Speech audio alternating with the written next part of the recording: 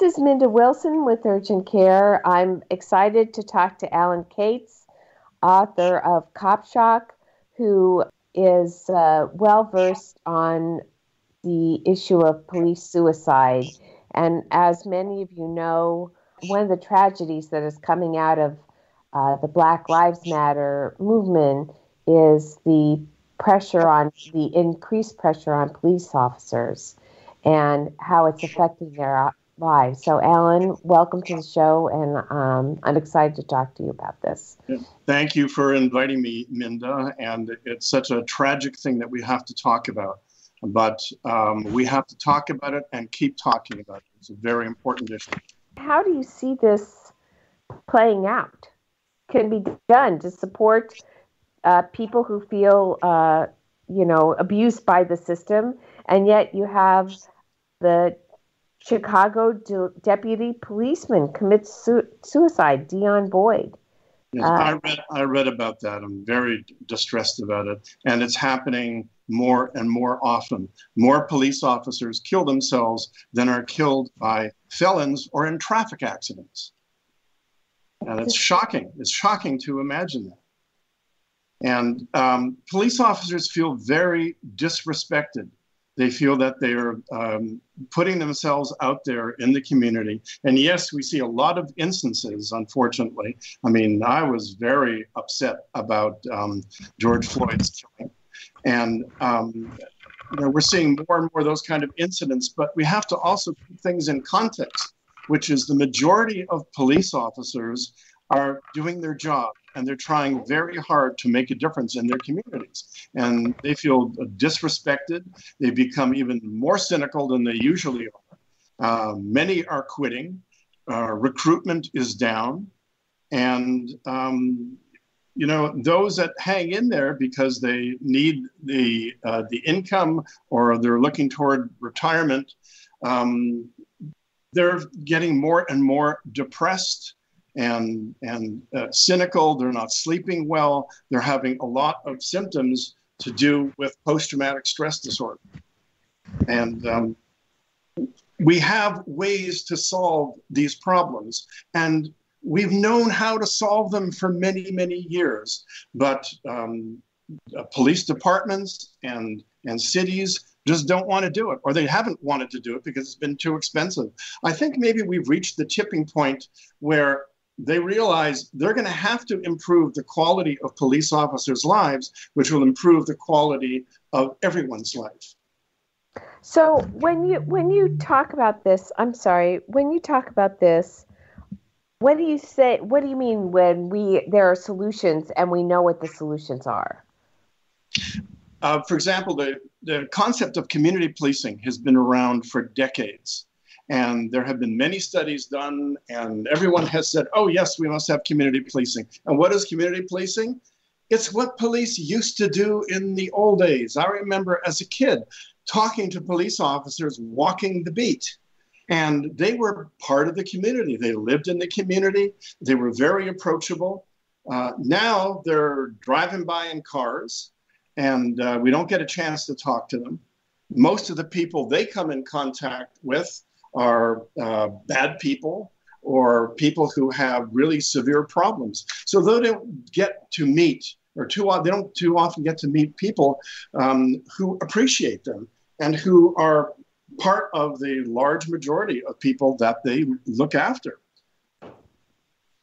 So that makes a difference, but how do we achieve that? Like, people don't necessarily live in walkable communities anymore. I think that what we need, because along with the community policing, this whole concept of it, is that police officers are trying to prevent crime before it happens. Right now, they're very reactive. They get a call, there's a crime in progress, or it's happened, and they respond to it, and they see really hideous things. What they need to do is be involved in the community, in neighborhood watch groups, or setting up groups that they can be involved in. They can do a lot of this online.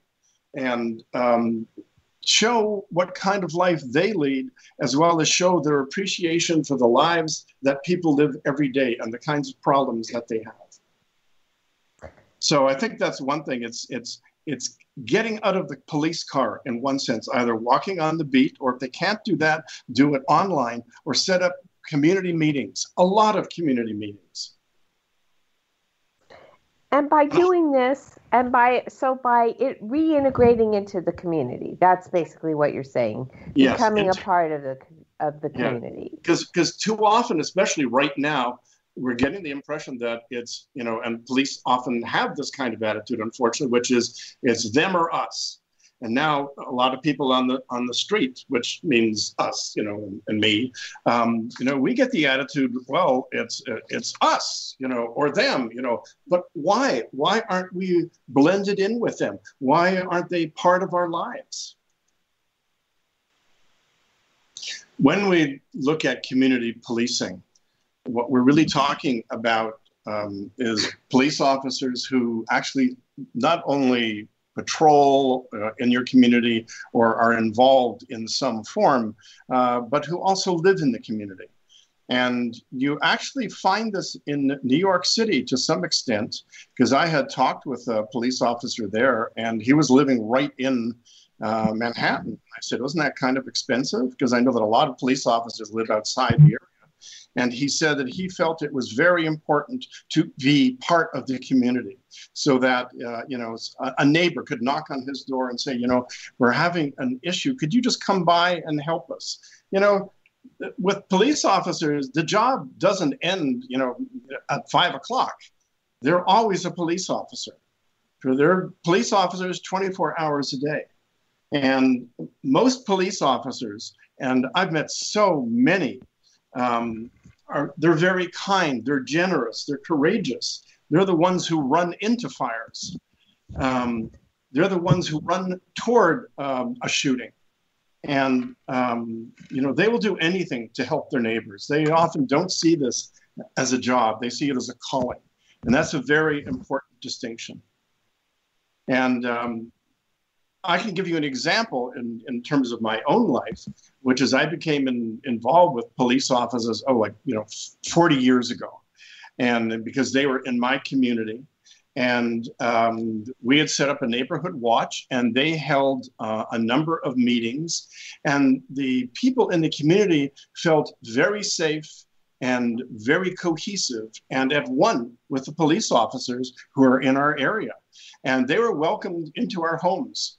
And quite often there would be a police car pulled up at the curb in front of one of our houses while they, patrolled the area. And the neighbors were thrilled, because that in itself acted as a deterrent from theft or, people who had bad intentions. So that's all part of community policing, and it really needs to be encouraged. See, part of the problem, I think, too, right now, is that police are involved in things they should not be involved in. For example, they're having to deal with the housing and drug addiction and mental illness, which is a real big one. And some jurisdictions, and I know in Texas, they have added personnel who, when police are encountering a mentally ill person, they will bring these other people in who are more trained in dealing with it, so the police don't have to deal with it. But this should be pretty standard. A lot of police officers feel that they have become social workers, which is not a bad thing, but they're not trained for it. They're trained in taking bad people down, in dealing with really severe issues. And they don't have a lot of training in the nuances of dealing with the general public who are stressed out or emotional. But cops every day rise to the occasion just by being human beings, but they're not trained for it. And, so now they're calling for, defund the police, defund the police. What does this actually mean? It's actually, I wish they had not used that word, because it's nonsense. You can't defund the police. What they're really saying is change the allocation of funding, not defund them, but move some of that money into acquiring people who will look after the mentally ill and the drug addicted. Police should not have to be dealing with this. They spend way too much of their time having to deal with social issues that they're not trained for. So I think that departments, actually, I've been reading about this, departments are actually reallocating some of their funding and taking the pressure off of police officers so they don't have to deal with the mentally ill and the drug addicted. But those groups also are also often involved in crimes. So people who are drug addicted are often the perpetrators of crimes, or sometimes mentally ill people are involved in crimes. So how do you separate those two things? By getting people involved before these people commit crimes. And that's the whole idea of community policing, too, is to be in there to prevent crimes. And one way of doing that is having more contact, and not the police, but having social services involved with the mentally ill and the drug addicted. And some of those, and they don't have a lot of resources, so some of those resources can come from police departments, the bigger police departments. The small departments don't have any money. So if you live in a small town now, opioid addiction is a huge problem. It's impacting the society. How are you going to, I don't understand how you provide all the resources for this. It's confusing to me. So the notion of defunding is also confusing to me because you're sort of taking away from the good work they do. Like, people do a lot of good and a little bit of bad. And then you're saying, well, let's take away their power to do good. I'm confused. Okay, I don't have a conflict with that because I don't look at it in the same way. What I see is, say, taking not really resources. You're taking money from departments that they would normally spend to have police involved with the mentally ill and the drug addicted. Of course, you're not taking all of the money, but you're taking a substantial amount that can be put into social services or even people who work for the police department. And they have a lot of volunteers too who are willing to become involved with the mentally ill and the drug addicted because they've had some experience in that way. So I don't see it as taking money away from the good guys because this is money that they're not going to need, but can be allocated elsewhere. I think it's just a new way of looking at the police department and what they should be doing and who they should be involved with.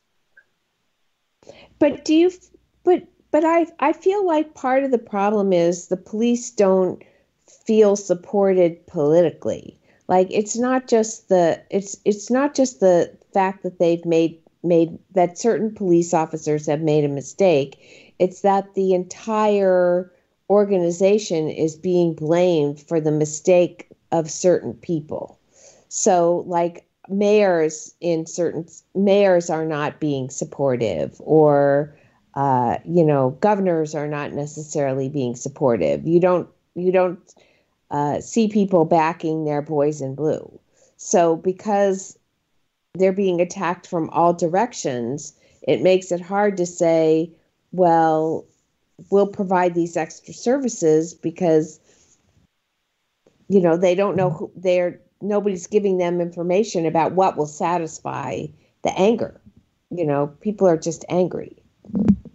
Part of the problem, of course, is that whenever you get politicians involved, they want to get reelected. So they're going to listen to the people who are going to elect them.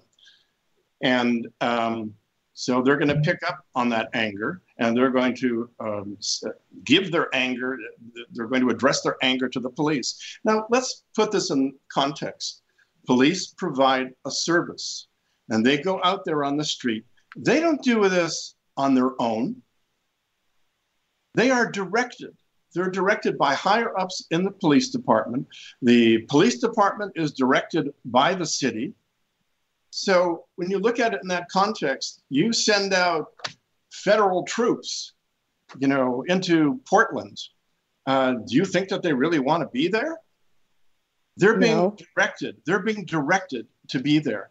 Now let's take. I mean, that's a pretty controversial thing, of course. But let's talk about in general what police are doing Well, on no, the street. let's talk about They are that. So direct. you have people, you have a federal organization, a federal group of police being sent into Portland sort of with a mission that's contrary to the goal of community policing that's been implemented by the city. Then what happens? Okay, let's keep our distinctions clear, which is these are federal agents versus the local police. Now, Right, that's what I'm saying. Local police and federal agents have always had conflict. Hmm. And frankly, I was very surprised. I'm surprised that the Portland Police Department did not go out there and block the federal troops, because that's the way they're looked upon by the populace. I mean, and so I would not be surprised. And if federal agents are sent into Chicago, there have already been warnings telling them do not send them in. I would bet you that there is going to be a conflict between Chicago Police Department and these federal agents. So who wins? The local police do not like federal agents mixing in or messing up what they are involved in. But then who wins? Like if you say to them you can't come, what happens if they show up anyway, which is essentially what happened in Oregon? What could happen is they could be arrested. It would be a hell of a fight. And I don't mean they would get into a physical fight, but the local police, they could arrest these federal agents. They'd have to let them go. But I think they would make their point. And somebody needs to have the courage, a police a captain or someone has to make a decision. The police chief has to make a decision that we're not going to put up with this. That it may look like we don't have things in hand, but the police do. They understand their community better. In fact, what's happened is these federal agents have gone in and they've stirred the pot. They've made things worse. They were not needed. Exactly. And exactly. On those grounds, the police department could go in and block them. But they need a police chief who's got the courage to go in there and fight the president, because that's what it comes down to. This is all political. These federal agents weren't needed. It was just a political move to make him look like he's fighting crime. And all he's doing is creating crime. He's stirring the pot. He's making things more dramatic than they need to be. And so anyway, so here we are. So here we have, look at police officers. Here we are in the department, whether they've got federal agents in or not. Police are caught between a rock and a hard place. We know that phrase. And, they're doing what their departments tell them to do. They may or may not agree with it. It doesn't matter. They have to perform their duty. But now they've got additional pressure from federal agents. And these federal agents are not a cohesive unit. Right. They're from Customs, they're from Border Patrol, they're from, different areas. So you bring a non-cohesive force in there, they're almost like mercenaries. It's frightening. It's frightening to the people at large and to the police department. They don't want them in there. This is totally opposite of community policing. And once the federal agents leave, it's going to make things worse for the local police officers. Right, because the people who cause the problems go away and they leave the people who are part of the community to clean up the mess. Yeah. And they've already shown in Portland, at least one white supremacist was in there pretending he was part of the people. And he was the one smashing windows and stealing things, trying to make everybody look bad. But luckily they caught him and they discovered that he was in a sense, he was an infiltrator. He was trying to cause the problems. And of course, their whole thing is to pit black people against white people.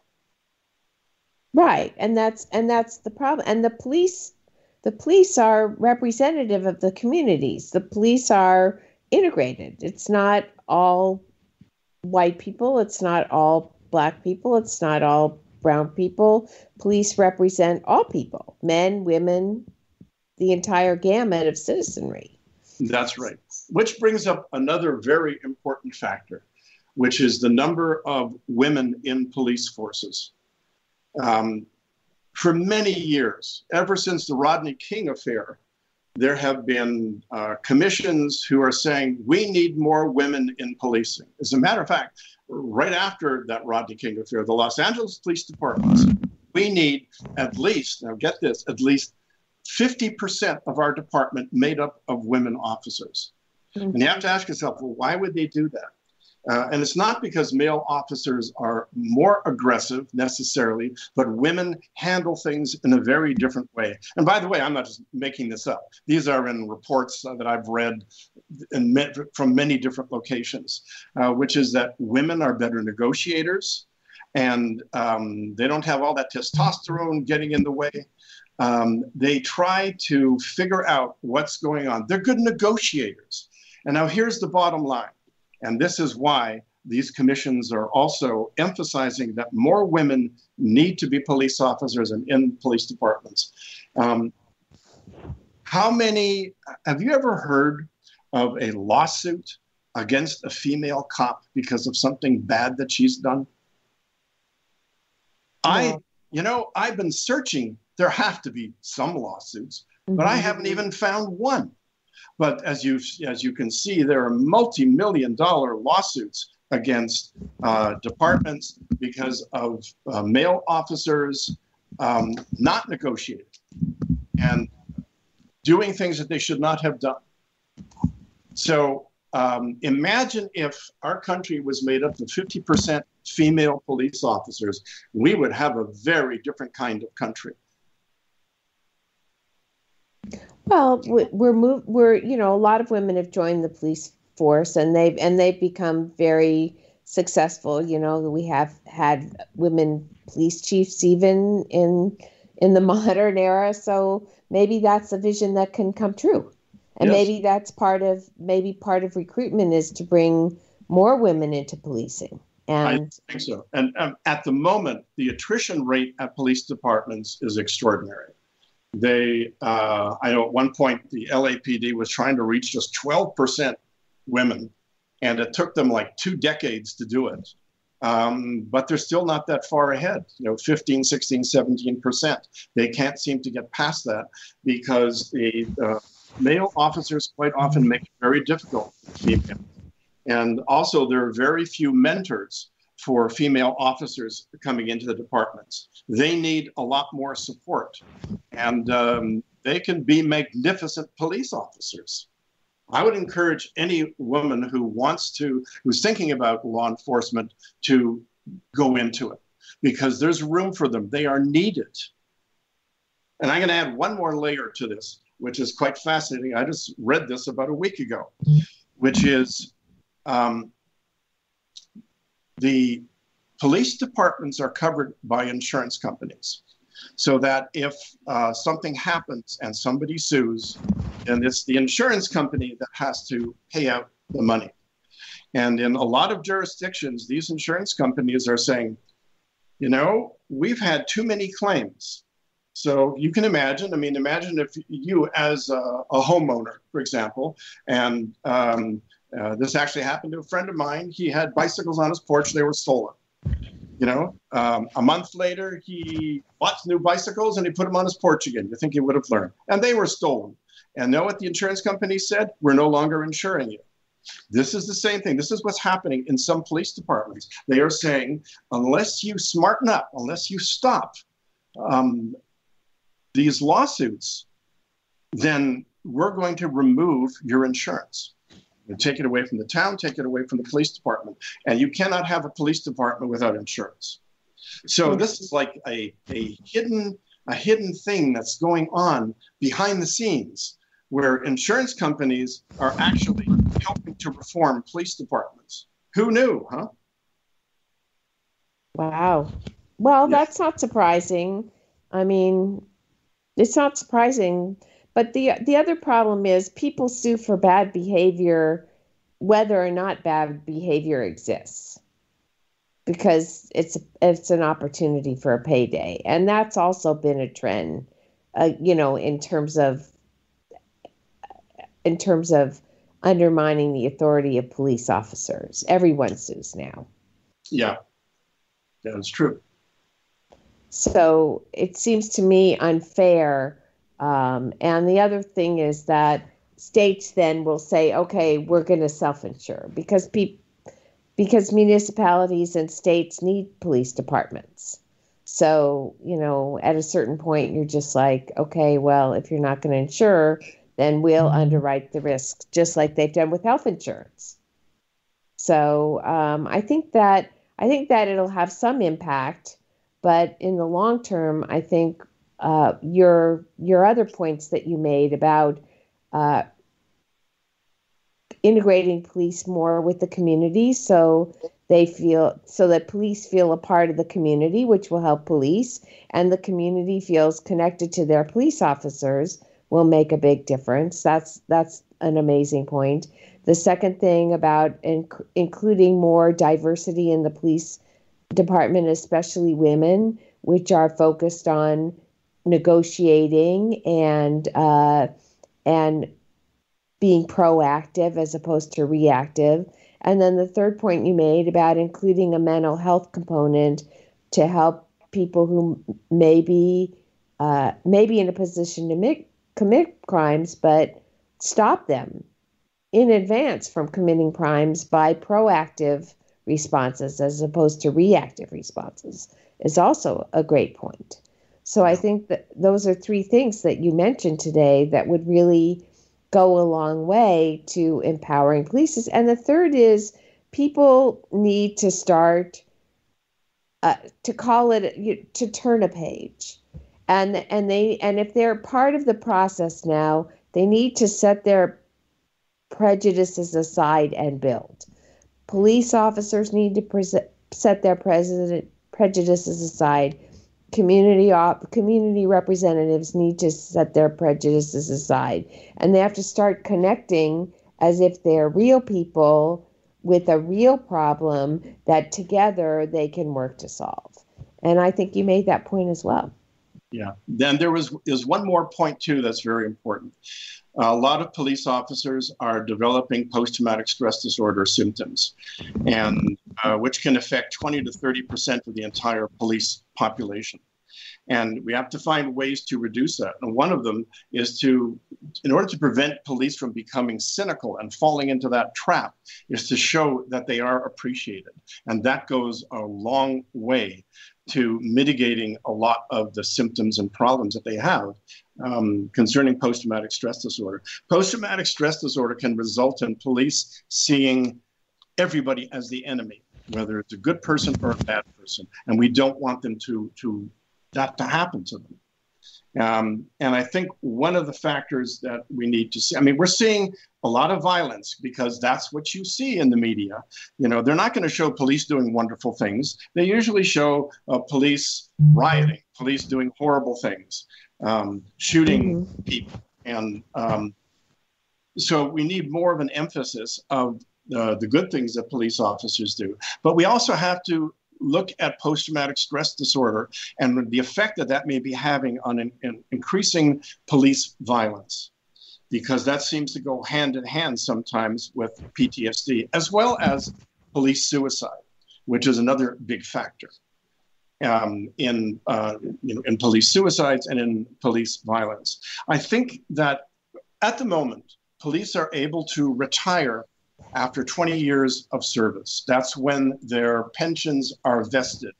That needs to change so that police officers, if they feel they're just not up to it, after 5 years, they should be allowed to retire and to at least vest part of their pension.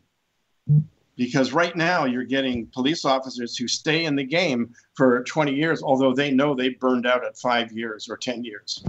They need to be given an option, especially police officers who are involved in sex crimes, especially those involving children.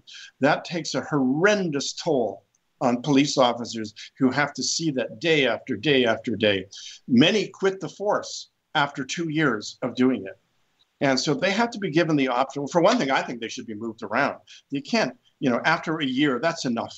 But 2 years, some doing it for 5 years. I've talked to police officers.